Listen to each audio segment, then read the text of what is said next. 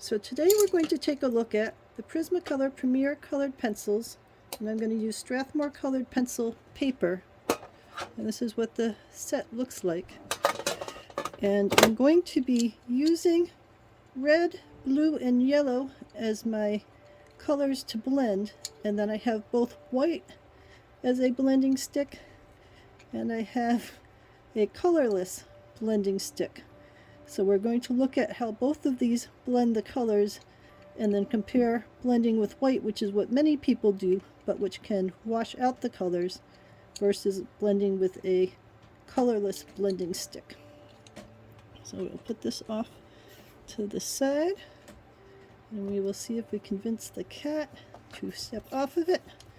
So what I've created here as a starting point is I put in the blue, red, and yellow, and in case you're curious, it's the true blue, the poppy red, and the canary yellow that I'm using.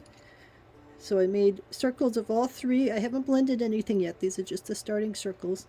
Then I made the same set of circles over here, which I'll be doing a white blend with. And then I will do the circles live now so you can see how I did the circles, just in case you're curious to get a sense of how I am coloring these in. So I will do these in a time-lapse fashion so that you don't have to see her watching me color the entire time. But in general, I'm holding the pencil a bit back. I'm going in circles around it, and then I'm doing different layers to layer up the color to get it to this about darkness level, hue level, however you want to phrase that.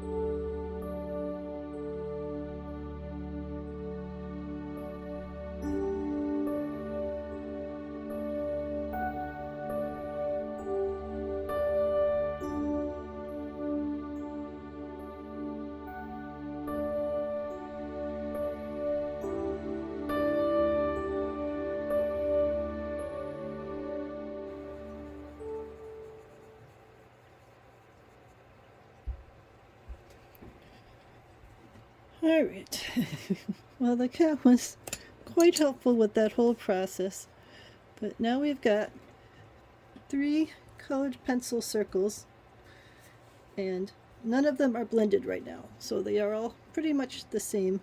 The lighting's a little tough. If I try to pull the lighting out more, it's going to create a glare, so I don't want to quite do that.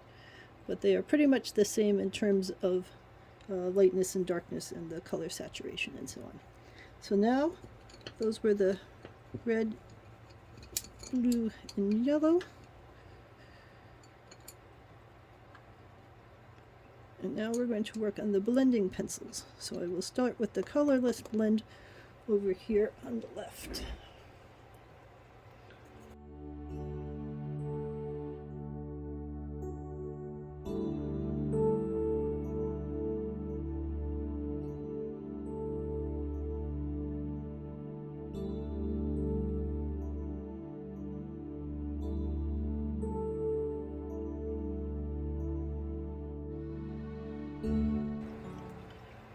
Alright, so here you get a rough sense of the blending of the colors. It made it much richer and smoother, and of course you can blend even more, but I'm just trying to do a quick demonstration here.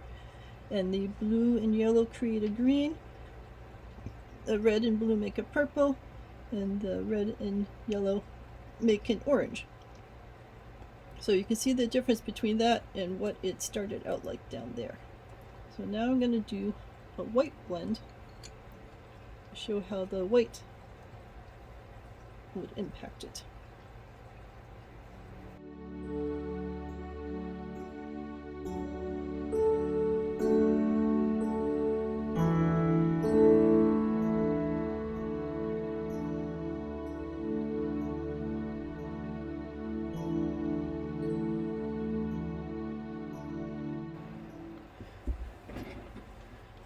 Alright, so let me see if I can get some better lighting again. I don't want to try to bias the results with the light on here, but hopefully you can see in the screen the difference between the Colorless blend, where this has been blended, and again it was only a rough blend, I didn't even sit here for hours working on it, but you can see how compared with the original one, the colors are much more integrated and merged together.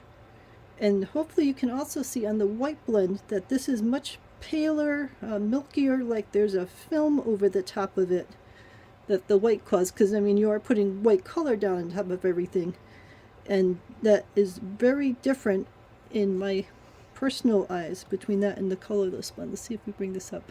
It's always hard with a phone camera to be able to get things to show exactly right, but hopefully you can see the difference. If I do this, the colorless pencil blend, the white blend, and then the original Prismacolor colored pencils without any blending at all.